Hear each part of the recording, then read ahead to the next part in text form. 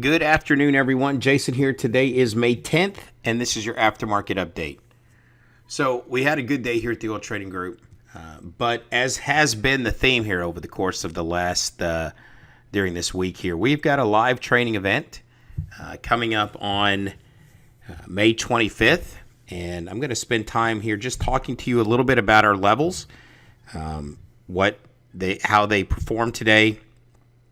We took 3 trades in here today. I'm going to show you we had a losing trade for 12 ticks, a break-even trade, and a winning trade for 40 ticks.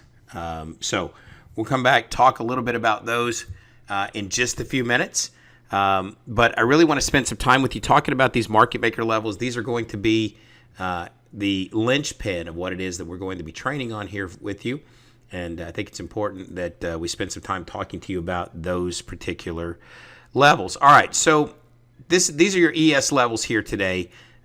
And we did not end up taking an ES trade today, right? The market was really pretty stale. If you take a look here and you look, this is 10:30. This is about when we stopped here today. After the open, the market had been 93.25, and you had a spike down here to 89.25. So there was really only 4 points of movement today. So we really were spending our time just talking about the crude oil inventory report, and we'd spend some time talking about just how narrow the range was here on the ES. But that did not stop our market maker levels from performing. Now you may ask, why didn't we take the trade? Again, when the range is that narrow, personally, I stand back and away from it. But it is important, or I would like you to see that even though that was the case, you still had some very good response rates or a very good response out of your market maker level. So if you look here really quickly, basically what we like to do is we like to get in long or short based on these levels, 1 tick away. So the high was 1 tick off your daily structure signal. That was there at 92.75. It came almost immediately down to 90.5. So there was a 2-point bounce there. So the way that these market maker levels work, what you're looking for is this level to go from the structure signal to the mid, to the structure signal, and then ultimately to the target. And when it cannot complete one of those steps in the process, then what you begin to look for is the market to go to the target above. So kind of like a shortcut, right? So if you go structure signal to mid, the signal to target, that's the long way. Or if you want to go straight to the structure target above, that's what you would be looking for. So that is indeed what happened here today. You had this nice reversal formation off of your daily structure mid, giving you some indication that the market was not going to reach out to the daily structure target.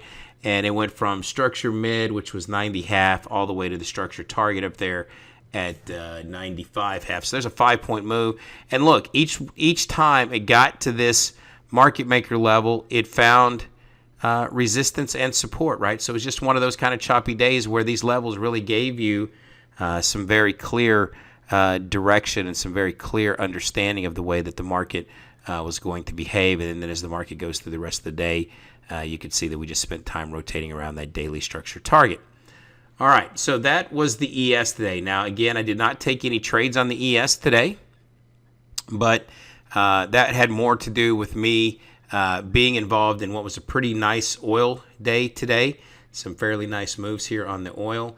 And so let's talk about those for a second here. So we're going to turn these bigger market structure levels off here. We're going to come back.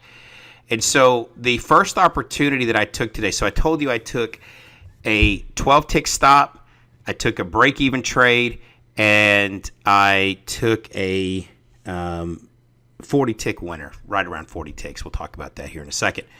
So here's where I got a little bit, I probably got a little bit ahead of myself today. I got short here. So if you were in the room today, you'll remember that I got short right up there at 47.21. There was a ton of liquidity up above it there, right around that 21, and that area really played a very important role later in the morning there. But that market maker level there at 21, I ended up getting short here. And there was a lot of momentum after the inventory report that carried us right into this revision target. So we had this revision signal here at 06. And like I told you before, they go signal to target, right? It's either going to go signal or to target underneath. This time it went signal to target up above, kind of didn't make it down into that next level. So if I were to turn off for just a minute these structure points, you can see that revision target. So my first short was on this daily structure signal, and you know what? I got stopped out, and that happens. There was this resistance area here. There was a ton of liquidity that was accumulating around it, and I took a 12-tick stop. But one of the things that we talk about in here quite often, small stops, big targets, asymmetrical returns, right? And we'll talk about that more in just a second here. But anyway, so the market, I get in short there at 21. Market comes in and takes me out up here. And then I immediately, so you'll remember also that I talked about getting short at that 31 instead. And so I got a little bit aggressive. And when we got to 31 and we couldn't proved that we were unable to get through it, then I was short there from the 31 level. So the market kind of rotates around, pops up to the high. My stop was at 42, so it came within a couple of ticks. And I'm going to turn this one back on again so you can see that 2021 played an important role. We came down here to 10, right? We linger down to 10, and then I get taken out up here at break even. So I got in short at 31. We'd gotten down to 10 at double bottom, and I was fairly convinced based on what I was looking at that we were going to continue on down into this revision mid down here at 80 after we'd hit the revision target. But things changed, right? And so we came back up into this revision target. And so what I told the group in here is that at that point, it was my idea that we were then going to reach out to this market structure extension 1, right? So we had not been able to make it down to the revision signal again. We had stayed above the daily structure extension 1, and then we got into this revision target, and we began to rotate, and the market began to pick up. So I told the group, I said, look, this will be the last thing I do. In fact, you'll hear that. I think you'll hear that on the tape, maybe not. But I said, look, I was down one trade for 12 ticks on the day, and I said it was already getting close to 10:30. So I said, look, I believe that this thing is going to rally now that we could not make it to we couldn't even make it to the revision signal. We were above the MS signal, the MS target. We rotated around that, and we had now then gotten above the daily structure extension 1. These are all market maker levels. We talk about this in the training that we're going to be providing, but we were looking for the market structure extension 1 as your target up there at 67. So we also like to look at indicators that we have for confirmation. We have what we call a market trend indicator, okay? And this is your market trend indicator. You've got a signal bar here. You've got the entry at 29, and you had target number 3 up here at 67. So we said 29 to 67, that was going to be our target. This was the confirmation that we used to give us some additional hints or clues that we could reach out to this market structure extension 1, and then the market goes and rallies all the way up to 67. This market structure extension 1 is actually 68. My target was 66, and boom, all the way to the target. So we got in at 29, and the target was 66. So if you take 67 minus 29, that is 38 ticks. Our stop initially was 18, was 11 ticks. So our stop that we took earlier in the session was 12 ticks. That's a 3-to-1 risk-reward ratio, and you see what happened here today. So again, part of what we're looking at is small risk, big returns. You don't win every day, you don't win every trade, but if you could keep that in the ratio and you know how to find your targets, which we do with these market maker levels, then you have a greater chance for success. So again, I'm going to just keep talking about this. We're doing a live training session on May 25th, and I'm going to teach you how to draw these levels. Not only am I going to give you an indicator and show you how to play these levels, I am going to teach you how to draw them so that you can take them to other markets and apply the concepts and principles to the other markets, because they work in all these markets, different markets. We just only use them here in the live chat room on the CL and the ES. So I'm going to let you watch. I've broken down this trade of the day, this trade here that we took at 29. I broke it down into about 4 minutes, 3.5 minutes, I guess. So I got you to the front part of the trade where you could see me get in.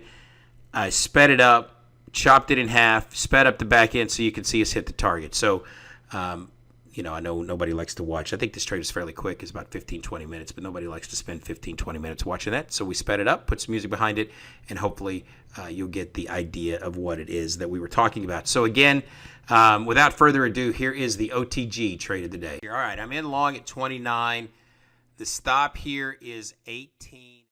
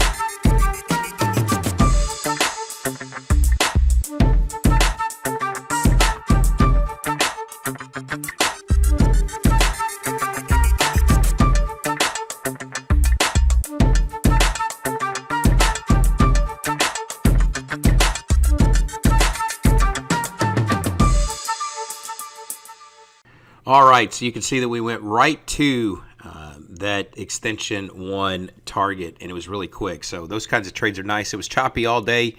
We did have the crude oil inventory report, but again, you can see the value of those market maker levels. So again, May 25th, we're going to have a live training session. Not only we're going to give you an indicator, but we're going to show you how to draw them. There's not any other vendor out there that is going to teach you how to draw these levels. So again, I can't reiterate it enough how significant that is to your training as a trader to be able to learn how to draw these levels. All right, so as always, I want to say thank you for spending time watching the videos here at the Oil Trading Group, and until next time, I want to wish you good luck and good trading.